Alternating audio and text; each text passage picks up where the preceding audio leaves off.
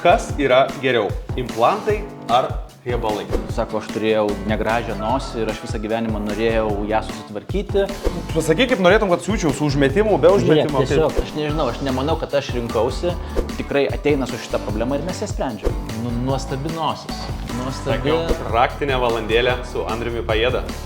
Vardan mokslo ir žinių aš aukoju šitą kūną, bet jūs sužinotumėte daugiau. Na, draugai, vieną dieną pacientas, kitą dieną rezidentas. Keliaukite su manimi, nes šiandien bus interviu su chirurgu kiek kitaip. Sužinosime, ko dažniausiai prašo vyrai operacinėje, kada chirurgas abejoja, bei kas vyksta už uždarų durų. Keliaujam.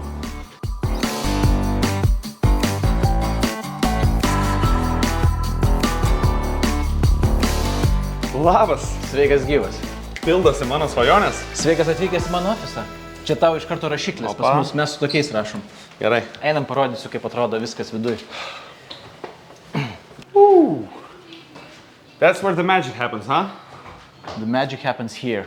Prašau, einam prie stalo, aš tik ką tau noriu parodyti. Dar tu taip užsidėk pirštinės ir tu. Man atrodo, aš gavau čia reikalų iš karto, kaip prezidentui priklauso. Ką darysim, Andriu? Nu, taip sakant, tą chirurgo basicą. Chirurgo basicą, kur net ir mano 6-metis sūnus puikiai moka. Čia yra datkotis, taip. Adata. Ir siūlas, taip. Gerai, su siūlais aš turiu patirtį, tu tai žinai. Jo, tai tau čia turėtų iš tikrųjų būti easy. Pasakyk, kaip norėtum, kad siūčiau su užmetimu, be užmetimo. Tiesiog, oi, va čia jau man tada jau pasidaro įdomu. Žiūrėk, va pravedi taip. Aha. Taip, ištrauki siūlą iki pat galo. Aha. Mazgas. Aha. Ir turi susiglausti galai. Aha, taip. Gerai. 3 siūlus užmeti ir nukerpi. Gerai, egzaminai prasidėjo, draugai. Bandyk tu dabar. Gerai, palauk, aš turiu padaryti šitą dalyką, ašgi vis tik esu siuvėjas. Man kažkaip turi gautis. Žinokit, nėra taip paprasta, kaip atrodo iš pirmo karto, žinokit, tikrai. Gerai, ištraukiu. Taip. Žinau, kalbu daugiau darbų. Biškį padėsiu, kad išsitrauktų pilnai tas siūlas. Trauk, nebijok. Taip, 2 kartai, nesakei. Pasiemu už galiuko, už šito ir traukiu. Op. Taip. Nu, Robertai. Aš tik tai norėjau to pasakyti, kad dažniausiai per kokią nors vidutinę pilvo operaciją arba krūtinės operaciją tokių siūlių chirurgas dažniausiai padaro arti 100. Tai va, tai... Atleiskit, žinokit, jum garantijų netaiko. Gaila, kad mes neturim siuvimo mašinų, kaip kad tu turi. Tai. Koks absurdas, žiūrėk, tavrasne, dabar nieks netikės, kad aš siūt moku. Gerai, asistentai pabaigs. Porą klausimų tau, kas tikrai bus įdomu visai auditorijai. Papasakok man, iš ko susideda operacinė. Tai va, tai operacinė tai yra kambarys, taip, bet jame yra daug svarbių dalykų, taip, ir dažniausiai operaciją neįsivaizduojame be anestezijos komandos. Ir mano anesteziologai ir visa anestezijos komanda, kuri dažniausiai susideda iš anesteziologo ir anestezistės, dažniausiai bazuojasi čia, jie turi labai daug. Žmonės. Jo, tai yra 2 žmonės ir jie turi visokių protingų mašinų ir čia yra jų galas. Kas čia yra? Čia yra narkozės aparatai. Tai jisai palaiko žmogaus kvėpavimą dirbtinai? Narkozės metu jisai yra automatizuotas ir pats anesteziologas jau neturi kvėpuoti, už kvėpuoja robotas, taip sakant. Visi raumenys neveikia. Aš manau, kad daugelis žmonių nesupranta iš tikrųjų, kas yra pilna narkozė. Tai šiaip yra labai gera tema, nes aš esu buvęs pilna narkozė ir man tiesiog paklausė krūvos klausimų, aš nuėjau, užmigau, pabudau, viskas to man baigėsi. Taip, tai būtent tai yra pilna narkozė. Gerai, einam toliau, kas čia būna? Jo, o šita, sakykime, operacinės pusė jau yra mano, vadinkim, tai yra mano komandos, kur yra chirurgas, yra instrumentatoriai, yra mano asistentas, su kuriuo jau mes čia įsidedam dažniausiai visus instrumentus, pasiruošiam operacijai, kad jau kai pacientas užmigdytas yra, mes galėtume sklandžiai daryti visus suplanuotus dalykus. Gerai, dėstytojau, turiu klausimą. Ar čia būna kaip mano sandėliukė, čia yra visi reikalingi instrumentai, ko tik tai gali prireikti, ar tik tai operacijai procedūrai parinktas rinkinys? Dažniausiai tik tai operacijai parinktas rinkinys, jie yra labai gražiai sukomplektuoti, kaip mes matom čionais, ir tu paėmęs veido į tokį rinkinį, surasi visų instrumentų, kurių man reikės veido operacija, ar tai būtų veido pakelimas, ar kažkokio tai vokų operacija, tiesiog dažniausiai suskirstom zonom, kad nesinešti viso garažo čia nais, o turėti tik tai to, ko tau reikia. Šiaip visą gyvenimą maniau, kad iš tikrųjų yra visas garažas, bet man dar įdomiau pasidarė, kas sudaro reikalingų instrumentų sąrašą. Kiekvienas chirurgas savo parenka, ko jisai nori. Kažkokių numerių tikriausiai skalpelį turi numerių. Jo, tai tas aišku priklauso nuo chirurgo ir taip, kokias tiksliai operacijas jis atlieka, kokią metodiką naudoja, bet tai dažniausiai tai būna, sakau, peiliukai, visokie įvairaus dydžio žirklutės, skalpelis, tas pats pincetas, kur ką tik čiupinėjai ir pats. Ir daug atsarginių turbūt. Taip pat yra atsarginiai dalykai ir dar mes galėtume pamatyti, kad yra visokios skaros, gaziukai, indeliai, kabliukai, kurie reikalingi yra tam, kad tiesiog aš matyčiau, ką aš darau ir taip toliau. Tai yra visokiausių dalykų. Kas tai? Tai yra vienas iš chirurginių kabliukų, kad jeigu žaizda ir mano darbo vieta yra kažkur tai giliai, kad aš galėčiau audinius praskirti ir matyti, kas yra dugne. O už ko jis kabinasi? Dažniausiai už mano asistento rankos. Ai, tai supratau, tai vienas laiko, kitas trečia. Taip. Būtent. Technologija. Tai yra įvairiausiai siurbliukai, sakykime, čia nais yra toksai nosinis siurbliukas, jeigu man reikia išgiliai atsisiurbti. Visi instrumentai, kurių reikia. Įsileisk kiaulę prie altoriaus. Kas išeina pirmas? Pacientas ar chirurgas? Žiūrėk, kad laivą palieka kapitonas paskutinis. Tai kaip yra? Jo, bet chirurgas yra turbūt, kad būtent tas kapitonas, kuris vadovauja visam paradui. Taip, tai be abejonės pacientas, jisai niekados nebūna vienas. Taip. Yra tam tikrų vietų, kaip chirurgas galbūt yra nereikalingas procedūros metu, sakykime, kai tenais yra ruošiamas kažkoks tai operacinis laukas, tą puikiai padaro mano asistentas ir slaugytojos. Aš dažniausiai ateinu jau tada, kai viskas yra paruošta tam koncentruotam darbui ir tuo kitų laiku tu galvoji, ką tu darysi, planuoji savo veiksmus. Tai taip, chirurgas yra, sakykime, tas vadovaujantis žmogus, bet jisai tikrai visų dalykų nedaro pats savom rankom. Tu esi kaip mano draugelis didžėjus, aš turiu daug draugelių didžėjų, tai jisai atvaro, jam viską susetapina, viską parašia. Taip. Jisai atvaro, jam brangiausiai moka už tą procesą, jisai atvaro, pastovi 15 minučių, kaip Jonas sako, yay, party people, baigta valanda, atgrota varom. Jo, tai čia sakykime, kažkas tai panašiai, bet tik tai, kad ta atsakomybė turbūt yra šiek tiek didesnė. Blogiausiu atveju tai tiesiog vakarėlis nebuvo labai smagus. Čiut didesnė. O ant savęs tu nešiesi labai daug tokių visokiausių lūkesčių, kurie turi būti išpildyti ir tai čia turbūt yra tas didžiausias to laivo kapitono atsakomybė ir našta. Šiandien laidoje dažniausiai pasitaikančios klaidos operacinėje, chirurgas pabėgęs iš savo darbo vietos ir pacientas, kuris nenorėjo plastinės operacijos. Iš tiesų taip nėra. Aš šiandien kalbinu štai čia Andrių Pajedą. Andriu, man labai malonu tave matyti. Aš tave taip pat tikrai matau nebe pirmą kartą ir kiekvieną kartą mano širdis džiaugiasi žiūrint tavo gražų veidą. Aš norėčiau tau užduoti šiandien begalės klausimų, nes mano auditorija surašė labai daug klausimų tau ir tavo komandai, galbūt visiems, bet atsakysi tu. Ir aš tikrai noriu visiems pasakyti, draugai, aš turiu tikrus žmonių klausimus čia. Ir pradėti norėčiau su tavim nuo paprasto klausimo, kaip tu čia atsiradai? Atsakyk man kuo trumpiau, kodėl tu esi čia?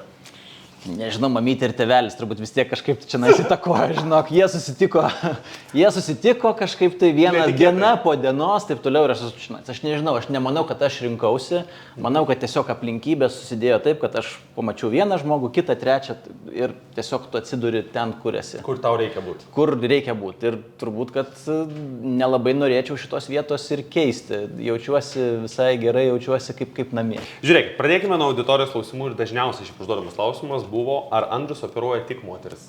Aš matau socialiniai medijoje, tu tikrai esi populiarus chirurgas. Tai pripažinkim tai, tu esi fotogeniškas, tu esi talentingas ir tu esi geidžiamas. Visi nori operuotis pas Andrių Pajedą.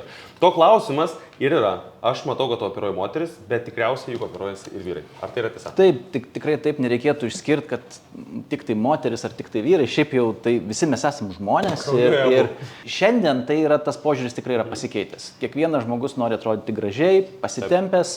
Jiems rūpi ir išvaizda, jie nenori senti, jiems daug dalykų taip pat rūpi, kaip kad kiekvienam žmogui. Tai taip, vyrų auditorija yra nemaža, jinai turbūt yra auganti, Ypač jų yra turbūt daug atvažiuojančių iš užsienio, nes kažkaip tai ten jiems vyrams kažkaip tai yra svarbu ir sakau, ir atrodyti, ir daryti ir viską. Tu užkabinai mano galva vieną iš, beje, irgi pasitaikančių klausimų. Ar yra toks tai klausimas, mitas ir realybė, ar plastinė chirurgija yra kažkas gėdingo ir ką reikėtų slėpti, ypatingai vyrai, nes aš matau, kad dauguma vyrų ir klausia, ar tai yra kažkas, nuo ko jie turėtų kaip ir atsiriboti, galbūt tai nėra vyriška procedūra, kaip tu pats minėjai, ir ar vyrai ateina pas tave ir tu matai arba jauti, kad jiem nėra visai jauku galbūt kalbėti apie nosies plastiką, apie atliepusias ausis, apie galbūt ginekomastiją, man atrodo teisingai, tai pieno liaukų šalinimas, ypatingai, man atrodo, toli tema. Tai yra visokių žmonių. Vieni sakykime, taip nori, sako, aš turėjau negražią nosį ir aš visą gyvenimą norėjau ją susitvarkyti, tą padariau, gailiuosi, kad anksčiau nepavyko, tik tai dabar.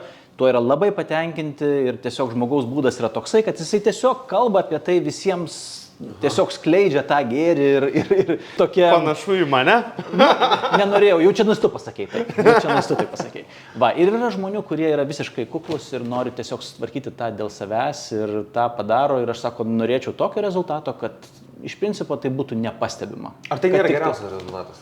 Ar tai nėra siekiamybė kiekvieno chirurgo? Kiekvieno chirurgo turbūt siekiamybė yra padaryti žmogų laimingą. Vat tu, žinok, čia užvedei temą, tai nepabijosiu ir paklausiu, kiek yra tavo asmeninės nuomonės, kai žmogus ateina ir prašo tavęs kokios nors procedūros ir ar tu leidi savo pasakyti savo nuomonę, ar jau laikas, ar dar ne? Stengiuosi to vengti savo nuomonės primetimo, nes tas kažkoks tai skonis ir kiekvienas turi jį.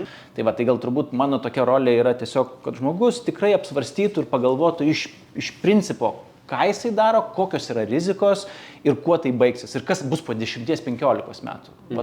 Turbūt aš taip įsivaizduoju savo darbą. Gerai, kaip pats paminėjai, vyrų tikrai daugėja kabinete. Taip. Ir jie visada ateina. Šiaip aš esu pats vyras, aš pats tikrai drąsiai kalbu įvairiom temom susijusiom su išvaizda. Man irgi jinai yra svarbi ir aš manau, kad daugeliu iš tikrųjų yra svarbi. Tiesiog žmonės galbūt vengia apie tai kalbėti arba jiems yra nejauku. Bet galbūt pavardintų man top 2, top 3 procedūras, operacijas, kurias dažniausiai tenka matyti, kad jau yra laikas ir tenka atlikti. Ginekomastija yra vienas turbūt iš dažniausių procedūrų. Tai yra tada, kai pas vyrą vyriškoj krūtiniai ta nedidelė liauka, kuri yra po speneliu, tiesiog ima ir išdidėja. Gali būti visokių priežasčių, dėl ko taip atsitinka, bet nesigiglinkim ją, bet sprendimo būdas tai yra chirurgiškai tiesiog ją pašalinti. Jinai gali būti didelė, jinai gali būti maža, paskui aišku yra visokiausių dalykų, kas atsitinka su oda, ar jinai susitrauks ar ne, vėl yra visokių niuansų, bet tai yra labai dažna procedūra ir kiekvienas vyras, sakykime, jisai toks noras būti per marškinėlius, kad nesimatytų, kad yra kažkas tai išsikišę ir tikrai ateina su šitą problemą ir mes ją sprendžiam. Duok trumpą patarimą, kelių žodžių, ką reikėtų daryti, nuo ko reikėtų pradėti? Reikėtų atvykti konsultacijos? Konsultacija, jeigu baisu konsultacija, galima turbūt atsiųsti keletą nuotraukų. Turbūt, kad pirmi žingsniai tokie turėtų būti. Vyrai, todėl nedvejokite. Jeigu norėtumėte, užsirašykite konsultacijai, sužinosite nedelsiant, ar galima, ar reikia ir ar jau laikas. Judėkime toliau. Dar, žinok, vyrai užsuka ir dėl kitų dalykų. Kartais vyrai tiesiog lydi savo antrą pusę. Ir tai yra labai dažnas dalykas. Papasakok, ką turėjome. Konsultacijos metu moteris ateina dėl kažkokių tai bėdų ir taip toliau. Ir kaip iš tikrųjų šeimos palaikantis asmuo, vyras taip pat ateina tiesiog vėl. Yra buvę tokių atvejų, kai jie kišasi procesą, yra buvę tokių atvejų, kai jie visiškai stovi ir tiesiog nuoširdžiai palaiko savo antrąją pusę. Irgi labai aktuali tema. Mano paties žmona yra patyrusi plastinę operaciją ir aš su ja dalyvavęs beveik maks kiek galėjau dalyvauti, išskyrus operacinę, šiandien yra mano išskirtinė proga. Šiaip žiūrovas nežino, kad aš stojau į mediciną, bet ačiū Dievui, manęs ten ką nepaėmė. Robertai, bet tai kas būtų, jeigu tave būtų paėmę? Mes gal būtume, gal tandemas būtume, jo, gal. Andriaus ir Roberto dirbtuvėlės. Nu, bet žodžiu, aš šiaip irgi pasakyčiau, Andrius gerai čia pasakė, dalyvauti su savo artimu žmogumi, kai vyksta kažkokie pokyčiai gyvenime, tikriausiai yra be galo svarbu. Man asmeniškai buvo svarbu ir aš žinau, kad jaudinasi mano žmona be galo ir aš ją labai labai myliu. Ir jai plastikos operacijos praėjo nuostabiai. Chirurgas, kuris ją operavo, padarė nerealiai gerą darbą ir beje, tas rezultatas mūsų lydėjo 9 metus. Gerai, dar norėčiau užduoti tokį klausimą. Žiūrėk, vyrai ir moteris, in ir yang, skirtingi kūnai, bet iš esmės visi mes žmonės, kaip tu pasakei, teisingai. Koks headlineris, visi mes žmonės. Kultūrinės teisės galioja. Liposukcija, teisingai? Riebalų sirbimas, liposukcija. Riebalų sirbimas. Papasakok mums, ar vyram ir moteriam šita procedūra skiriasi, kaip gydymas vyksta po jos ir kada jinai yra ir kur dažniausiai atlieka. Čia turbūt viena iš tų procedūrų, kurios yra labai panašios. Aišku, yra kažkokie tai grožio standartai, kad vyrukai nori tenais galbūt tokios nenorėtų turėti labai didelės talijos ir taip toliau, bet principas pats ir metodai, kuriuos taikom, tai yra visiškai identiški. Ir vėl mes turim tas pačias bėdas.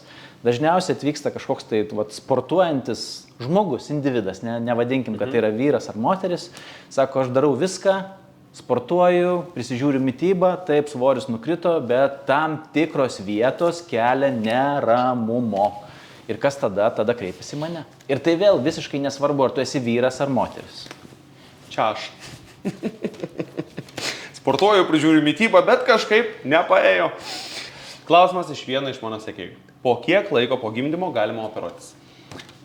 Gimdymas vėl yra labai didelis kūno pokyčiai ir reikia žmogui, moteriai šiuo atveju, atsigauti po jo. Taip. Ir dažniausiai sakau, kad tai turėtų būti 1 metai. Jeigu mes kalbam apie krūtinės korekciją, po gimdymo moteris ir žindo. Tai reikėtų dar turėti ir tą, kad po žindymo turi būti praėję kaip minimum pusmetis. Aš tada kviečiu į konsultaciją po pusmečio, pasižiūrim, kaip atrodo krūtinė, pasižiūriu, ar jinai kieta, ar jinai dar to tinimo, sakykim, savo fazėje ir tada pradedam galvoti apie operaciją ir ją planuotis. Tai tai tokie 2 dalykai, kuriuos reikėtų atsiminti, tai yra gimdymo laikas ir žindymo laikas. Šiek tiek sužinojome apie operacijas ir procedūras, o dabar bus klausimų popuri. Andriau, šiandien mūsų klausimų popuri rubrikoje yra net 30 įvairių klausimų, kuriuos aš atrinkau kiekvieną po vieną dėl tavęs ir dėl mūsų auditorijos, bet užduosiu tik tai kelis pačius įdomiausius. Gerai? Prašau, šauk. Numeris 3 inkognito klausia, kas yra geriau, implantai ar riebalai? Abudu labai geri dalykai, priklauso nuo žmogaus. Kiekvienam bus labai skirtingi. Vienam žmogui bus tikrai implantai, kitam tikrai riebalai. Bet aš girdėjau, kad riebalai išsivaikšto. Tam tikra dalis taip, bet ir dalis prigyja. Bet turi ir jie kitų pliusų. Bet taip pat girdėjau, kad implantai plyšta. Taip. Girdėjau, kad su jais negalima skraidyti. Galima. Šitas geras. Galima. Tai mitas ar melas, čia bus sekantis mūsų popuri. Gerai, dar vienas klausimas. Ar galima atlikti 2 operacijas vienu metu? Taip. Ir tai yra labai dažnas dalykas ir nesvarbu, kiek mes procedūrų skirtingų atliekam, taip toliau, svarbiausia, kad tai būtų saugu. Ir jeigu mes telpam į tam tikrą operacinį laiką, esam tam pasiruošę, žinom, ką darom, tai gali tų procedūrų būti net ir 4. Tu man pasakei, yra operacinis laikas. Gal galėtum trumpai paaiškinti, nuo ko jisai priklauso? Nuo žmogaus gebėjimų išbūti ant stalo narkozėje, ar nuo chirurgo, nuo komandos? Žmogus, jeigu užmigdysi, jisai gali miegoti labai ilgai. Labai ilgai gali miegoti, bet svarbiausia, kad jisai atsikeltų, vaikščiotų sekančią dieną ir gerai jaustųsi, kad skausmas būtų kažkoks tai pakenčiamas, kontroliuojamas. Tai yra... priklauso tas operacijos laikas, kiek jisai išbūna čionais, bet priklauso dar ir kokią procedūrą mes darom. Tai sakykime, ilgiausios operacijos, kur mes atliekam, tai yra maždaug 5-6 valandų, tai jau yra ilga, sakykime, procedūra, bet po jos sekančią dieną pacientas turi atsikelti, vaikščioti ir... O kaip chirurgas? Chirurgai yra atletai šitoje vietoje ir chirurgas taip pat po 5-6 valandų operacijos turi vaikščioti, protauti, gudrauti ir viską. Užfilmuok kėdus, užfilmuok Andriaus kėdus. Čia yra specifiniai batai, matot, atletų batai, su jais žmonės bėga maratonus. Andriau, ar tu esi trumpų distancijų bėgikas ar maratonininkas? Aš turbūt, kad kažkas tai esu per vidurį. Aš nenoriu įeiti į tą kažkokių tai ilgų operacijų maratoną, kai tu tikrai pavargsti ir tikrai nusikali, bet kartais tiesiog toksai miksas turbūt, kad geriausia yra, kad tiesiog nebūtų kažkokios tai nuobodybės. Tu vieną kartą operuoji nosį, kuri galbūt užtruks 2 valandas, o kitą kartą imi didelį, sakykime, projektą, kūno kontūravimo, kur užtruksi 5 ar netgi 6 valandas. Labai gerai, palėtei veidą, čia yra tikriausiai viena dažniausių užklausų tiek iš moterių ir iš vyrų. Tai žmonės tikriausiai, kalbant apie veidą, yra labai atsargus, jie arba nori drastiškai ką nors pakeisti, arba labai bijo pasikeitimų. Ir man yra smalsu, tai kas dažniausiai vyksta su žmogaus veidu? Leis man atspėti kelis dalykus. Tikriausiai žmonės, moteris tikriausiai nori patempt veidą, vyrai tikriausiai norėtų susitvarkyti nosis, galbūt žandikaulius, ausis, kas dar, pagurklis? Jo, tai bet mes galim skirstyti tam tikrus dalykus, tai sakykime, nosis yra, kur žaidimo taisyklės yra visiškai kitokios. Dėl to žmonės labai specializuojasi tame reikale. Ar manęs pažiūrėkime? Nuostabi nosis. Nuostabi nosis. Jau kaip mama padovanojo. Tikrai nereikia to nosis operuoti. O tu sakei, kad reikia. Va, ir tai, sakykime, yra nosis, yra tam tikri įgimti dalykai, kai, sakykime, atlėpusios ausis ar kažkokia tai vokų asimetrija, kuri yra nuo pat jaunystės. Ir paskui yra turbūt, kad sensantis veidas ir jo korekcijos. Yra tokia vėl atskira grupė operacijų, kurias darom ir būtent į jas eina ir visokie veido patempimai, bet vėl veido patempimas yra toksai labai atrodo bendrinis žodis. Mes dažniausiai kalbam apie kaktą, apie vidurinį veidą, apie pasmakrę, kaklą ir skirstom daugiau. Tas veido pakelimas yra toksai tikrai labai bendras žodis, kuris gal viešoje erdvėje yra daug naudojamas, bet kai pacientas ateina pas mane į konsultaciją, mes jau pradedam žiūrėti konkrečiau, ką ir kaip reikėtų pakeisti. Jūs sudėliojate tam tikrą formulę, gaunasi toks receptūra, nuo ko kur reikėtų pradėti. Teisingai. Tai kaip turiu 2 susijusius klausimus, tai šaunu klausimų popuri 2 viename. Pirmas klausimas yra, kada reikėtų pradėti ir kada ne per vėlų yra akių vokų operaciją atlikti. Tai čia ir vyram ir moterim yra aktualu. Šiaip beje labai daug iš mano draugų yra pasidarę tokią operaciją ir aš matau didžiulius skirtumus rezultatus gyvenimo kokybės gerėjime. Ir antras klausimas yra susijęs. Sekėja klausia, ką daryti, kai veido oda yra itin skaidri. Sviestpopierių pavadinu. Labai plona. Tai kaip tai suderinama? Va, tai į pirmą tavo klausimą atsakymas yra tai, kad metų limito kažkokio tai nuo kada iki kada tikrai nėra. Reikia žiūrėti, kokia yra bėda, problema ar kokie yra paciento skundai, dėl ko jisai atvyksta ir dėl ko jisai mano, kad jam šitos operacijos reikia. Tai išsiaiškinu šitos dalykus, aš turiu labai jaunų pacienčių, kurios kreipiasi dėl šitos problemos būdamos tik sulaukusios pilnametystės ir be abejonės iš kitos pusės yra vyresnio amžiaus grupė, 60-70 metų, net ir 80 mečių esu turėjęs, kur tie vokai tiesiog funkciškai trukdo ir jisai žmogus negali atsimerkti, pilnai matyti ir tokiam žmogui galim padėti. Gerai, o kalbant apie ploną veido odą? Jo, o plona veido oda taip yra šiek tiek problematiška, bet ypač tai yra didelė problema nosyje, nes visi nelygumai ir visas randėjimas pa žmogų, kuris turi labai ploną nosies odą, jisai bus labiau matomas ir pastebimas. Tai yra tiesiog chirurgų, tai yra didesnis iššūkis padaryti taip, kad tie nelygumai būtų nepastebimi. O veido oda taip, vėl žiūrim, kaip atrodo, bet vėl jeigu matau, kad rizika yra per didelė ar sakykime, didelė rizika rando, kad jisai matysis ir bus negražu, visą laiką sverita. Ar kažkoks tai formos pakeitimas yra tikrai vertas randelio, kuris kažkur tai bus. Kadangi aš be galo didžiuoju savo video poziciją, turiu keletą klausimų, kuriuos pasiruošiau jau asmeniškai.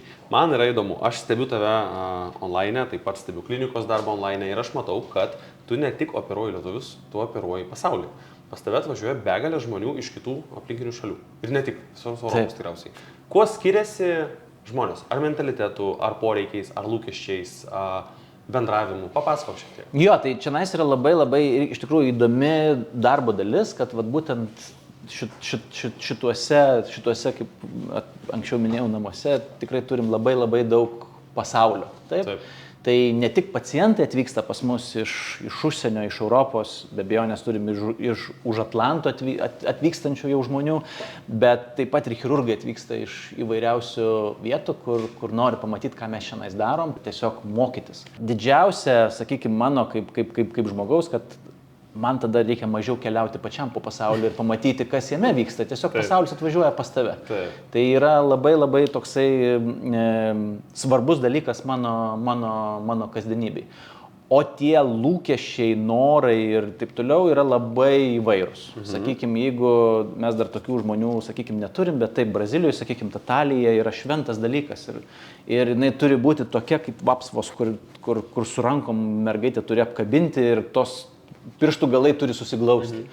Ir einama į tai, kad net šonkaulių, kaulinė šonkaulio dalis yra keičiama, lankstoma, laužoma ir taip toliau. Tai tų norų yra įvairiausių priklausomai nuo tų skirtingų kultūrų. Suprantu. Kaip tu žiūri į teiginius? Sekėjai teigia, vieni iš klausimų tokie yra, kad plastinės operacijos yra tik tai moterims, kad plastinės operacijos yra turtingesnių prerogatyva, kad tai yra tik tai grožio reikalas, kad retų atveju jos yra daromas dėl sveikatos. Pavyzdžiui, nosis operacija yra daroma tik tai tuo atveju, kai tau reikia kvėpuoti per nosį, bet ne dėl to, kad norėtum galbūt pakeisti profilį arba veidą, arba jinai yra kuprota, kad visi plastinės operacijos randai yra nuolatos pastebimi. Tai visi teiginiai yra turbūt tik iš dalies teisingi, bet juos galima visus pildyti. Tai, kad operuojamos tik tai moteris, yra neteisybė. Operuojami ir vyrai, ir moteris, ir visi. Vėl atsiminkim, paimkim tą pačią nosį. Kvepuojanti nosis, jinai iš karto turi būti ir graži nosis. Nebūna taip, kad tu gali padaryti ją kažkokią tai keistą, išlankstyti kažkaip ir galvoti, kad jinai kvepuos. Ne, taip tikrai nebus. Tai visi šitie mitai yra turbūt, kad tiesiog sugalvoti tam, kad, nežinau, spaudoje ar socialiniai medijoje galbūt atkreipti kažkokį tai dėmesį paciento ar žmogaus ar kažką tai turbūt, kad sukelti tokį klausimą, kodėl čia taip yra. Bet jie nėra teisingi. Manau, kad plastinė chirurgija yra daug plačiau negu sakyt, kad šiandien tik tai taip ir ne kitaip. Aš irgi šiaip taip manau. Aš esu savo kelyje. Manau, kad ir jūs, žiūrovai, tikrai būsite matę įvairiausių pavyzdžių, kai yra persistengta, kai yra galbūt ne visai tvarkingai padarytas darbas, galbūt atvirkščiai niekada nesat pamatę, kad yra padarytas darbas, kas šiaip mane labiausiai žavi iš tikrųjų. Būtent. Ir tas man asmeniškai viešoje erdvėje, ten kur aš pastebiu tokius dalykus, man teikia didelį malonumą pastebėti nedidelį skirtumą, kuris labai smarkiai prisidėjo prie to žmogaus ir psichologinės sveikatos, ir gyvenimo gerinimo, ir aš matau, kaip ta mergina dėl tos mažos kuprelės, arba kaip tu sakai, aš turiu draugą dėl atlėpusio ausų, mokyklai iš jo labai šaipėsi, labai sudėtinga situacija. Priėjo laikas, atėjo sprendimas ir tai išsisprendė ir tu tiesiog pastebi, kad tai yra geresnis sprendimas jo kelyje. Aš turiu dar tokį įdomų klausimą ir matau, kad jų yra ne vienas. Kada galėsiu grįžti į darbą po Mummy Makeoverio? Šiek tiek apie Mummy Makeoverį, pasakykime šią apie vyrus. Jo, tai Mummy Makeoveris tai yra operacijų, sakykime, sąrašas arba grupė, kur moteris darosi po vaikučių. Dažniausiai koreguojamos krūtis ir pilvas su tam tikrais niuansais. Turbūt iš šitos visos operacijų grupės pats svarbiausias dalykas yra raumenų diastazės korekcija. Taip, tai yra pakankamai skausmingas manevras ir pacientės visos jos jaučia, kosant arba juokiantis. Ir reikia, kad praeitų nemažai laiko, kad tie raumenukai sugytų, susiformuotų labai stiprus randas ir tada jau moteris gali grįžti prie savo kasdienybės.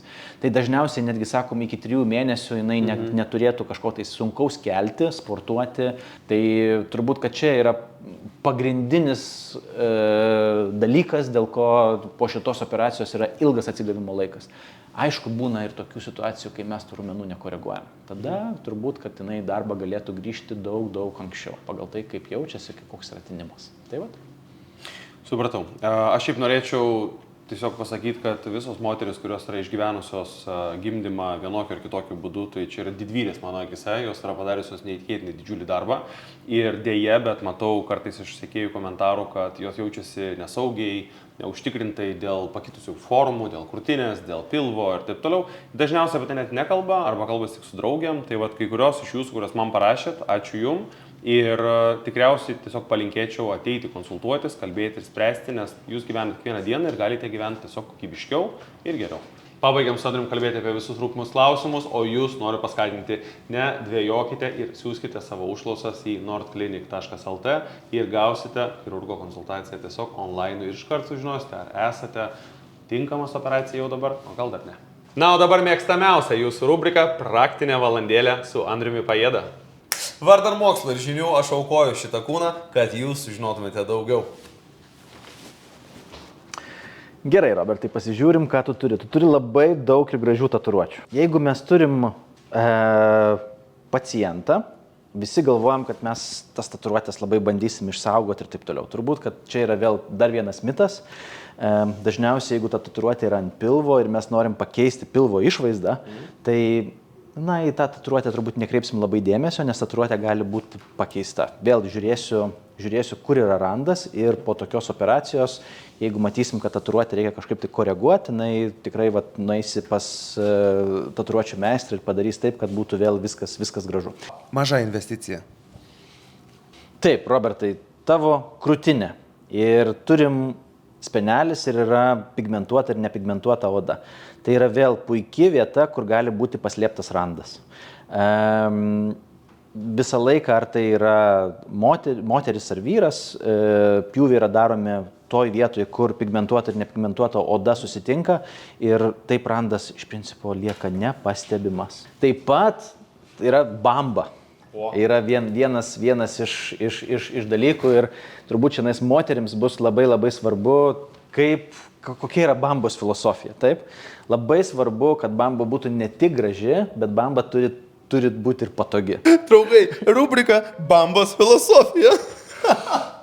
Tai va, ir kai aš operuoju bambas, aš visą laiką stengiuosi, kad bent jau mano mažylis pirštas, jisai, tilptų į tą bambą. Tai reiškia, jeigu mano mažylis pirštas tempia, tai ir pacientės ar paciento mažylis pirštas tilps ir jisai galės duše išsiplauti. Tai yra labai svarbus dalykas, apie ką kartais mes nepagalvojam, kai darom operacijas. O sakykime, pilvo, jeigu tenais galvojam apie pilvo plastikas ir pilvo randelis yra visą laiką daromas kiek galima žemiau, kad žmogus galėtų būtent pasislėpti po apatiniais, kad jisai tiesiog, ar pleže, ar kažkur tai jisai būtų nepastebimas. Labai gražios tatuiruotės. Ir labai graži šita ypač tatuiruotė, aš nežinau, ar galima pafilmuoti ją. Čia, Eikit, filmuokit, kol galit. Kaip sakiau, yra chirurgui tokia špargalkė, kuris galėtų pasižiūrėti, kaip kaulinė struktūra. Mes iš tikrųjų, kaip operuojam nosį ir mums trūksta kremzlės, dažniausiai iš 4 arba 5 šonkulio šitoj vietoje ir paimam kremzlės dalį. Šita dalis yra būtent kremzlinė, mes galim pasiskolinti ją ir naudoti nosies rekonstrukciją, atstatant nosies dydį arba tiesinant pertvarą. Tai čia labai geras pavyzdys. Labai gražios tatuiruotės. Ačiū labai. Aš dar norėčiau paprašyti vieno dalyko. Andriau, paimk tą kaniulę ir parodyk kryptis, kaip yra daroma liposukcija. Taip, o pas save rankose turiu liposukcijos kaniulę. Jis yra pakankamai maža, čia yra rankena, kur chirurgas ją laiko. O čia yra ta vieta, kur yra įvedama į žmogaus jau audinius. Ir turbūt matot, gale yra nedidelė skylutė, pro kurią vakuumo pagalba mes galim tuštinti riebalinį audinį. Tai operacijos metu dažniausiai vėl galvojam, kur sudėti tuos nedidelius pjūvelius, jie yra kelių milimetrų dydžio, dažniausiai vėl tai yra taškai ten, kur žmogus gali užsidėti apatinius ar kelnes ir pasislėpti, vienas iš jų yra bamboje, aišku, taip pat ir speneliai, kaip ir minėjau, yra puikia vieta ir įsivedęs per bambą kaniulę aš galiu pasiekti įvairiausias kūno vietas ir taip yra daroma liposukcija, kurios metu yra ištuštinamas pilvas. Tai vat. Bet kadangi aš esu kaip Apolonas, sudėtas kaip Adomas, man paslaugėlių nebereikia. Na štai ir viskas, draugai, mūsų rubrika šiandien atėjo į pabaigą. Ačiū tau labai, buvo be galo smagu pas tave čia būti. Aš jaučiuosi išmokęs krūvas naujų dalykų ir jum rekomenduoju, domėkitės įvairiais dalykais, nieks nestoja vietoj, medicina juda į priekį ir aišku, viskas yra tik tai jūsų pačių rankose. Iki kitų kartų.